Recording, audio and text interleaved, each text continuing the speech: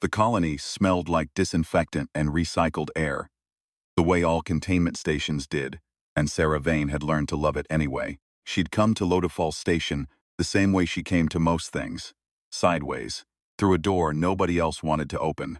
Application had been reviewed by 3 separate intake officers, all of whom had noted in their reports that she lacked the temperament for triage-focused care. 2 attached, one wrote. Prone to treating patients as individuals rather than resource management units, said another. The third had simply written, does not appear to understand the mandate, and forwarded the file to Station Administrator Hollis with a recommendation to decline. Hollis had called her in anyway. He was a compact man with the careful eyes of someone who had made too many decisions he couldn't take back. He'd looked at her across his desk, the kind of desk that had seen 30 years of colony bureaucracy, dented and stained and covered in coffee rings. And he'd said flatly, the neurological processing ward is not a pleasant assignment. Cognitively impaired colonists, Alzheimer's analog, some acquired damage from the transit shock, 1 or 2 from the early atmospheric exposure. They are not going to get better. We are not a treatment facility. We are a holding environment. I understand that, Sera said. Do you? It wasn't a question. He had a file in front of him. He tapped it. You were released from your last posting on Kepler 7 for insubordination. You argued with a physician over the sedation protocol for a patient in the late stages of Markov syndrome. He was frightened. The sedation was making it worse. I asked them to try something different. You asked loudly and at length in the middle of a facility-wide audit. Yes, he studied her. The patients on Ward 6 have no legal advocates. Under colonial emergency law, the station has full custodial authority. If you work here, you will follow station protocols. You will not freelance. You will not advocate loudly and at length during audits or at any other time. You will keep records and you will not develop. He paused, searching for the bureaucratic word, complications with the residents. Sera looked at him steadily. I understand dignity, she said. That's what I'm good at. Whatever you put in the file. He held her gaze for a moment. Then he signed the form. Ward 6 was at the deep end of the station, past the cargo bays and the maintenance shafts, in the section of load fall that had been built last and funded least. The lights ran, slightly warm, which the engineers said was a wiring issue they'd get to eventually and which Sera privately thought was the most comforting thing about the place. 12 beds, 9 current residents, 1 nursing assistant named Priya who worked the day rotation, station supervisor named Cal who came in twice a week and mostly sat in the office, and Sera took the night shifts, and increasingly the day shifts, and increasingly whatever shift needed covering because staff on Ward 6 had a way of not coming back. She didn't mind. She had a gift for it and she'd spent most of her life not knowing she had it. Is the particular cruelty of certain talents. Tam was in bed 4. He'd been a construction foreman on the original loadfall build team, which meant he'd helped pour the foundations of the very room he was now confined to. A fact she found quietly enormous, and that he found, on his better days, funny. He was 49 years old. His Alzheimer's analog had been progressing for 2 years. He had a daughter on Kepler Station, who sent recorded messages that he could no longer follow but that Sera played for him anyway because his face changed when he heard her voice, something in him recognizing what his brain could no longer name. They played a card game called Shithead that Tam had taught her in the first week, when he was still having more good days than bad. He'd explain the rules, with the focused pleasure of someone sharing a private treasure. She'd been a quick learner. He was still better at it than her. Even now, on the bad days when he called her by his daughter's name and asked when the morning shift was starting, his hands knew the game even when the rest of him was somewhere else. She learned that he took his tea with no milk, but would accept it with milk if she brought it that way, because he'd never been good at asking for things. She learned that he became agitated at dusk for no reason anyone had ever identified, and that if she sat near him during that hour and talked about inconsequential things, the weather on worlds she'd visited, particular texture of Kepler Station's sunsets, the time she'd gotten spectacularly lost in the transit hub on Meridian 9, the agitation passed, and he'd fall asleep in the middle of her sentences like a child. She learned the rhythms of all of them. Marta in bed 1, been a xenobotanist and who still, sometimes, described the molecular structure of things with startling precisions before losing the thread entirely. Old Cass in bed 7 who sang to himself in fragments of a language nobody could place, not even the translation matrix. Young Declan in bed 11 who was only 32, transit shock damage, who had nightmares that moved through the ward like weather, and who calmed down if she held his hand and didn't say anything at all. She was not supposed to develop complications with the residents. She had complications with all of them. Nobody told about the Keth until the morning the first ship appeared. The Keth were old. That was the thing the newscasts kept saying, in the first days as if antiquity were the most relevant fact. Old, ancient. A civilization that had been mapping star systems when humans were still working out the wheel. They communicated through a form of compressed electromagnetic emission that took the xenolinguistics teams 6 weeks to partially decode. And what they decoded in aggregate was this. The sector belonged to them. It had always belonged to them. Humanity's colonization of the outer systems was an infestation, and infestations were managed. They did not come with warships. That was the thing nobody had expected. They came with a pathogen. It targeted neural architecture in a way that was specifically, surgically adapted to human brain structure. The hippocampus, the prefrontal cortex, the delicate webbing of the entorhinal system that allowed the brain to form and hold memory. The Colonial Medical Authority called it Keth Neural Degeneration Syndrome, KENS. In the wards, the staff called it the forgetting. It was not fast. That was the point. It did not kill quickly. It dismantled. It removed a person from themselves piece by piece, the way a patient thief takes only what they need, until what remained was a body without an anchor, alive but unreachable. The Keth had apparently calculated that a species capable of abandoning its most vulnerable members would fracture quickly, that the cognitive casualties would become a burden, a drain, a reason to make hard choices, that human societies would do the Keth's work for them. The evacuation orders came 14 days after first contact, priority processing for cognitively intact colonists, non-ambulatory and cognitively impaired residents to be assessed case by case for transport viability, which was bureaucratic language for probably not. Administrator Hollis called Sera into his office on the evening of the 14th day. She already knew what he was going to say. She'd known since the morning, when she'd watched the other wards begin their systematic patient transfers, the orderly procession of the self-sufficient toward the waiting transports. Ward 6 had received no transfer orders. Ward 6 had received, instead, a memo about updated sedation protocols and a new authorization for increased dosing frequencies. The transport capacity. Hollis began. "Don't," she said. He looked at her. "Don't give me the transport capacity argument. Don't give me the resource allocation argument. Don't tell me about triage matrices and viable outcomes." She stood in front of his desk, the one with the 30 years of coffee rings, and she was very calm in the way she was sometimes calm when she was most afraid. "They are people. They are my people. And you are telling me that, because they can't remember their own names, they don't get a seat on the transport. I'm telling you that we have 47 people on the priority list and 32 available berths," she said. "I've seen the manifest. That leaves 15 seats that aren't accounted for. 9 of my residents are ambulatory with assistance. That's 9 people who can be moved if someone moves them." Hollis was quiet for a moment. Then he said, "The sedation protocol is so they stop being inconvenient while we leave them behind." She held his gaze. "I know what it's for." He looked at his desk. He looked at his hands. He was not, she thought, a bad man.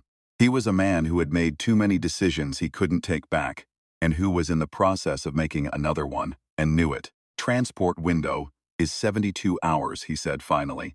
"After that, the Keth quarantine perimeter closes, and nothing leaves the sector. Then I have 72 hours, she said. He didn't sign anything this time, he just didn't stop her. Priya left on the second day. Not malicious, she had a family on the transit manifest, a daughter of her own, and Sera understood.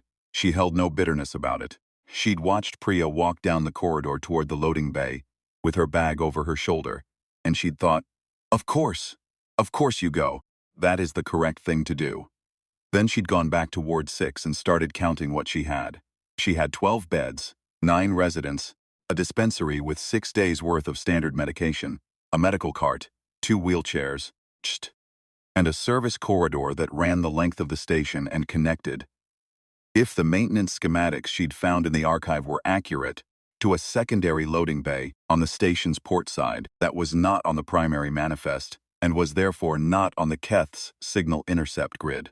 She had Tam, who was having a bad day, who'd called her by his daughter's name twice and who, when she sat with him and talked about the time she'd nearly missed a transit connection on Meridian 9, had laughed at the right moment even though she wasn't sure he understood why.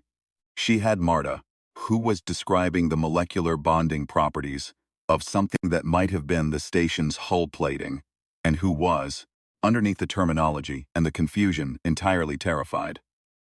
She had old Cass singing his fragments. She had young Declan, who was having a nightmare in the afternoon, which wasn't usual, and who she stayed with until his breathing settled.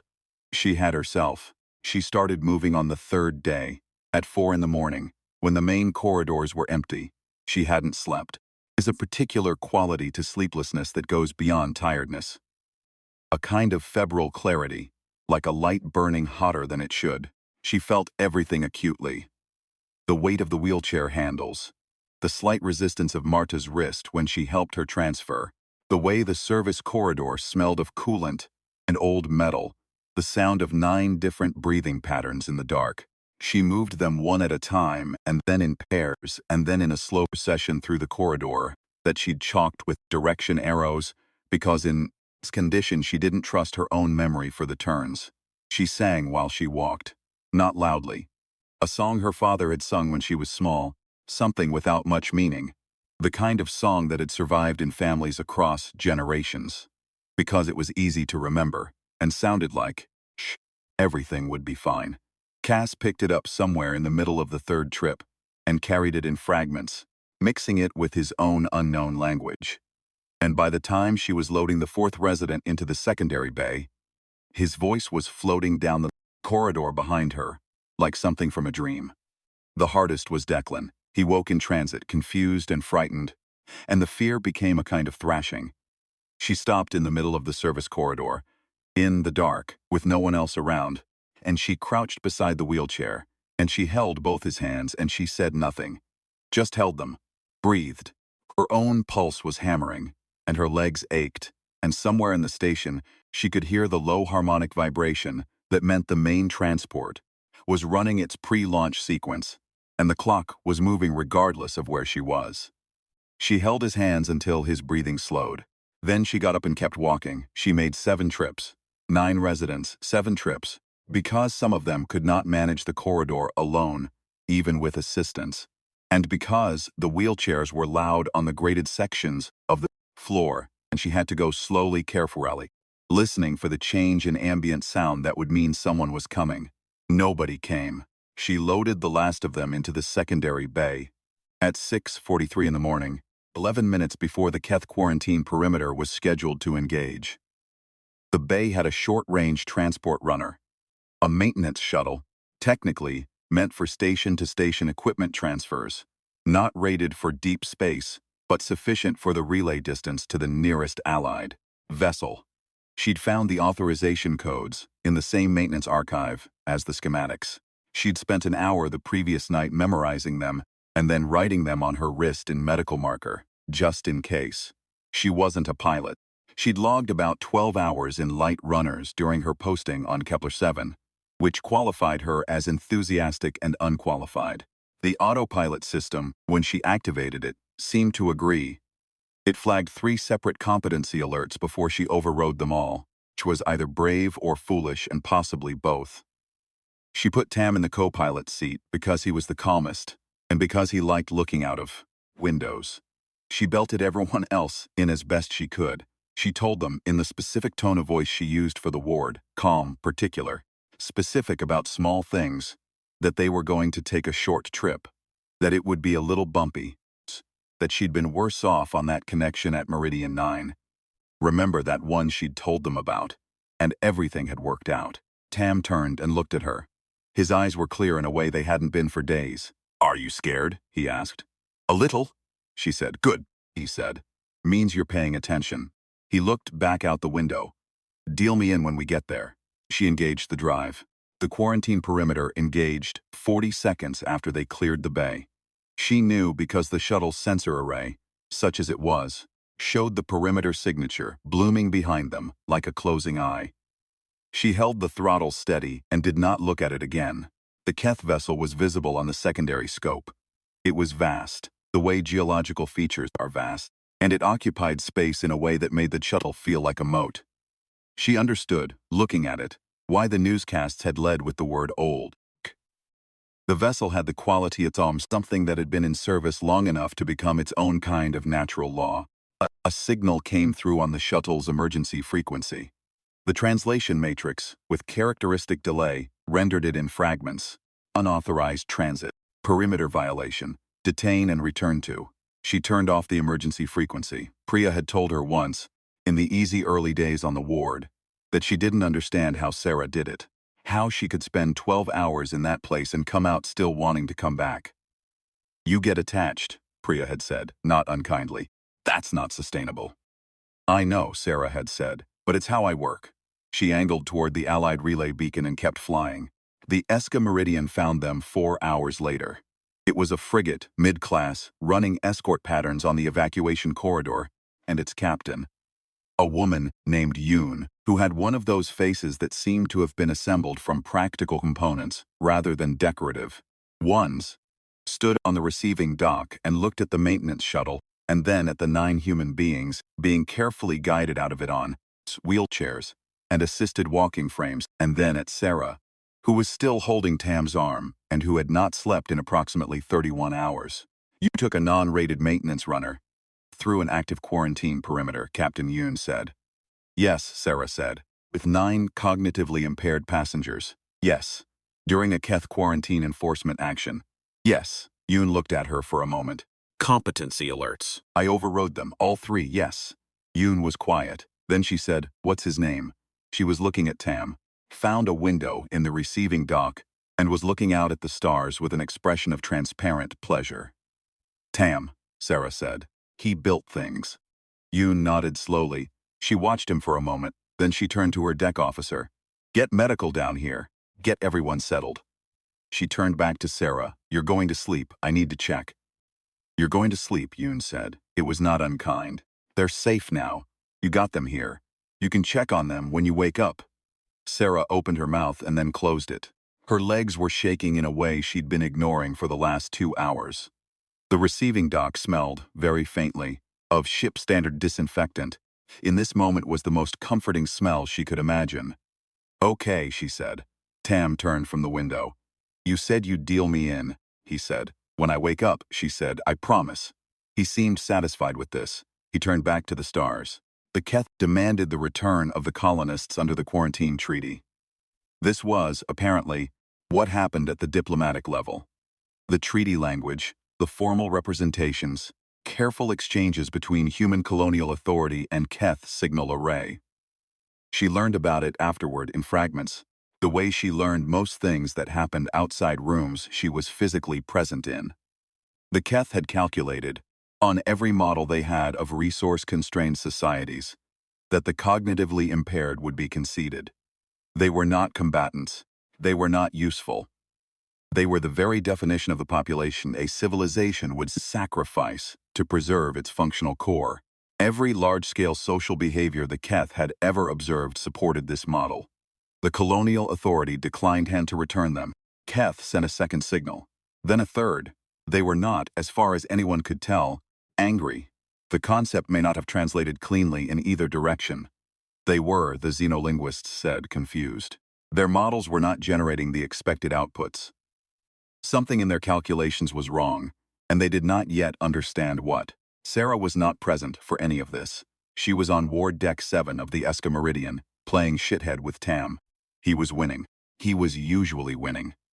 His hands knew the game in some wordless, muscular way that the forgetting hadn't reached, as if the knowledge lived somewhere below the place where words and names and faces were stored, somewhere older, more fundamental, harder to touch. She lost badly and did not mind. You're letting me win, he said, studying his cards with forensic attention. I'm not, she said. You're just better at this than me. I taught you, he said. Hard to be better than your teacher. You'd be surprised, she said. He considered this. He played a card. She was outmaneuvered and they both knew it, and he had the decency not to gloat about it, which she had always thought was a particular form of grace. Through the porthole she could see the stars, cold and innumerable, and somewhere out there the Keth vessel still moving, still signaling, still trying to reconcile what had happened with what they understood about how species survived. She thought about the morning she'd left.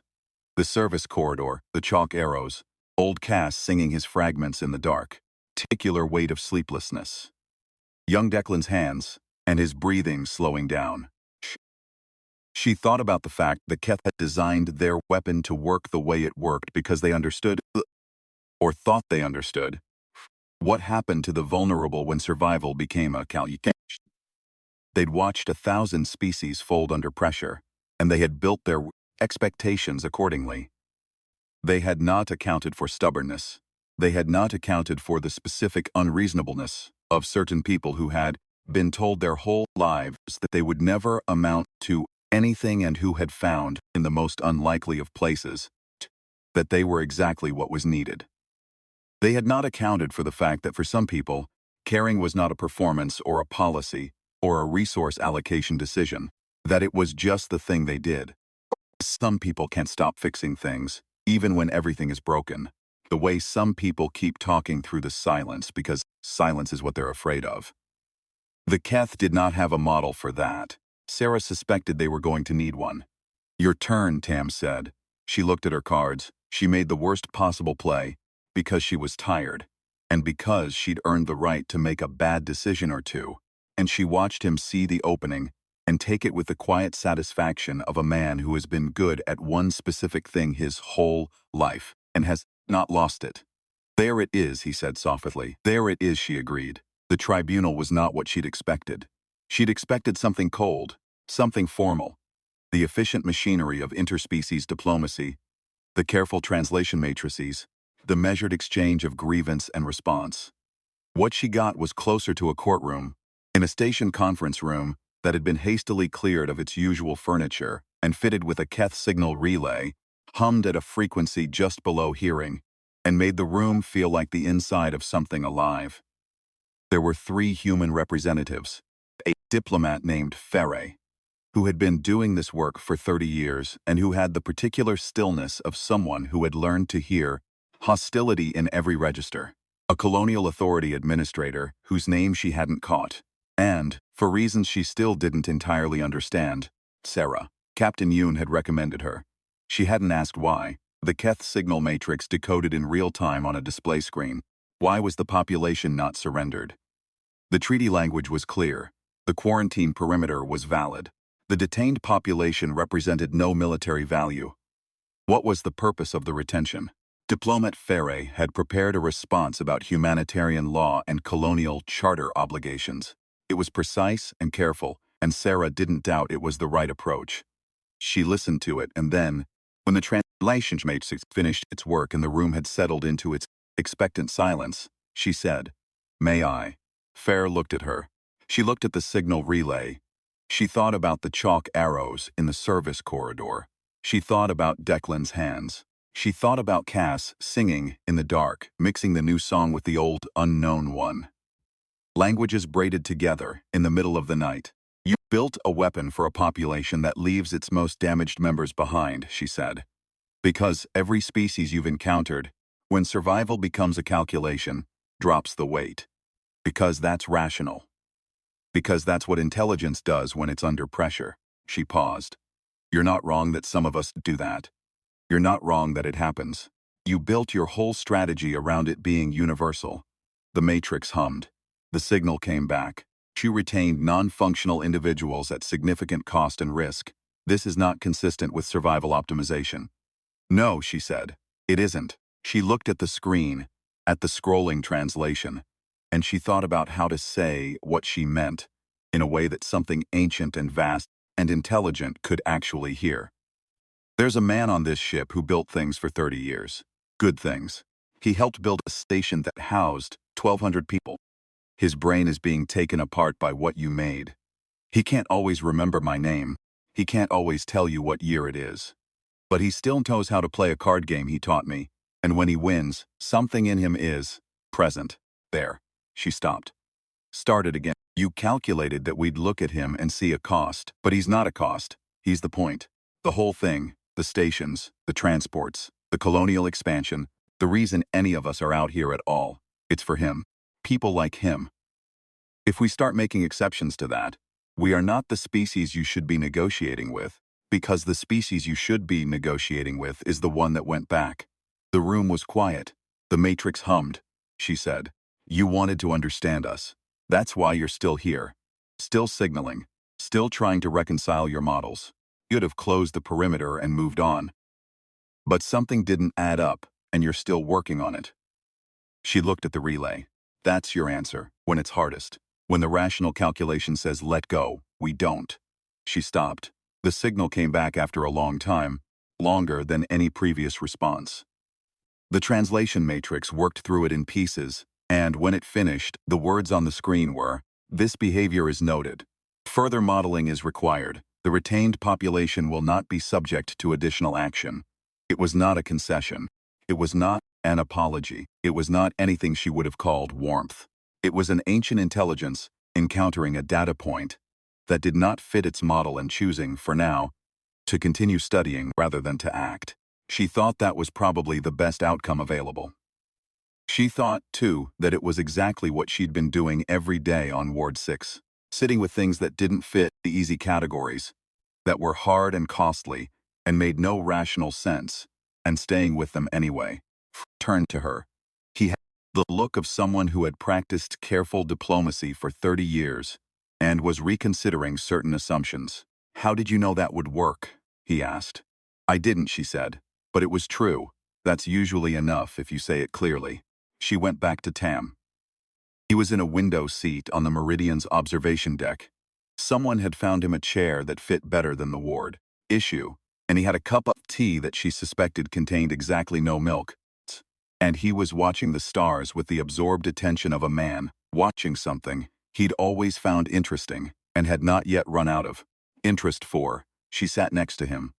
The stars were the same stars they'd always been, cold and numerous and indifferent, and they were free. "They're not going to come after us," she said. "At least not now." "Good," he said. He didn't ask who. He was having a mixed clarity day, somewhere between knowing and not knowing, which she'd learned was its own kind of state. Not lost, not found, just somewhere in the middle, which was where most of them spent most of their time. "You want a game?" she asked. He turned to look at her. Something in his face moved in the way it moved when he was about to say something that mattered. "You took us out," he said. "Through the back. Through the service corridor?" "Yeah, in the middle of the night. Around 4 in the morning." "Why'd you do that?" She thought about it. Not because she didn't know the answer. Because she wanted to give him the real one. "Because you built a station," she said, too. "And because you taught me a card game. And because nobody told you what year it is today. Which means, get to tell anyone more what year it is today. Which means, there's something that didn't happen, that should have, and I didn't think that was right." He was quiet for a while.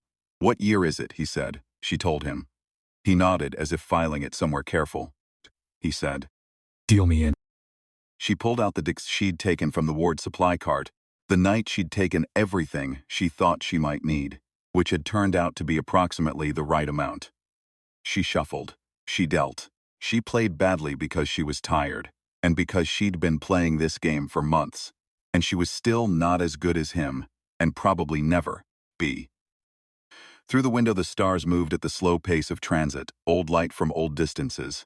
Somewhere out there something ancient was revising its models, rewriting its assumptions, trying to find a variable that could account the woman in the service.